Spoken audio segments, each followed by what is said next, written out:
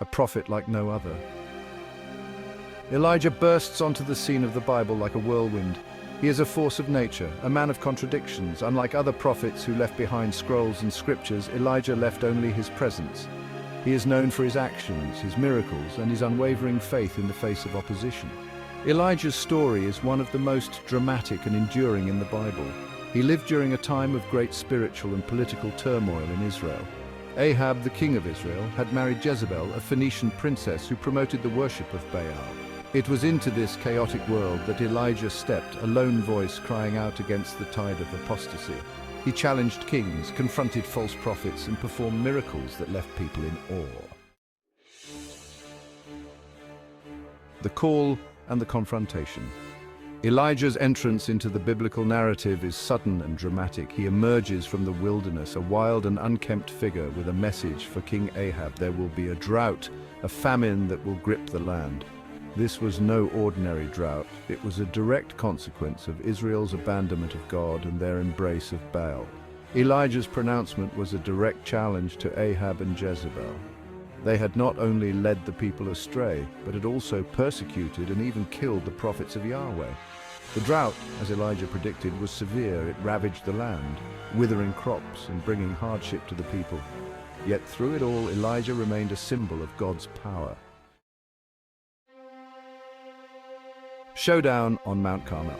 The confrontation on Mount Carmel is perhaps the most iconic episode in Elijah's story. It was a showdown between Yahweh, the God of Israel, and Baal, the god embraced by Ahab and Jezebel. Elijah challenged the prophets of Baal to a contest, a test to see which god could send fire from heaven to consume a sacrifice. The prophets of Baal went first, calling on their god with frenzied dances and desperate pleas. They cut themselves, hoping to appease their deity, but to no avail. Hours passed, and still there was no response. Then it was Elijah's turn. He called on the God of Abraham, Isaac, and Jacob, reminding him of his covenant with his people. As Elijah prayed, fire fell from heaven, consuming the sacrifice, the wood, even the stones of the altar. After his triumph on Mount Carmel, one might expect Elijah to be filled with exhilaration. Instead, he experiences a profound emotional and spiritual crisis. Threatened by Jezebel's vow of revenge, he flees into the wilderness, the very place where he had once encountered God. But now he feels only despair. Exhausted and disillusioned, Elijah sits under a broom tree and prays for death. He feels alone, abandoned by the God he has served so faithfully. "I've had enough, Lord," he cries out. "Take my life." But God, in his mercy, does not abandon him in his darkest hour. He sends an angel to minister to Elijah, providing him with food and water.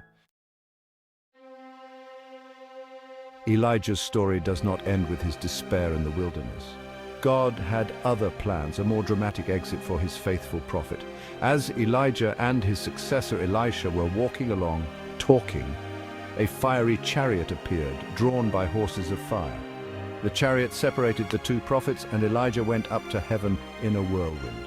This extraordinary event, witnessed by Elisha, marked the end of Elijah's earthly ministry. He did not experience death as ordinary men do. He was taken directly into God's presence, a testament to his unwavering faith. Elijah's legacy extends far beyond his own lifetime. He's a pivotal figure in both the Old and New Testaments. His story foreshadows the coming of Jesus the Messiah. Like Elijah, Jesus challenged the religious authorities of his day, performed miracles, and ultimately conquered death. The connection between Elijah and Jesus is made explicit in the Gospels. During the Transfiguration, Moses and Elijah appear with Jesus, representing the law and the prophets, the two pillars of Jewish faith. Elijah's reappearance during the Transfiguration underscores his enduring significance.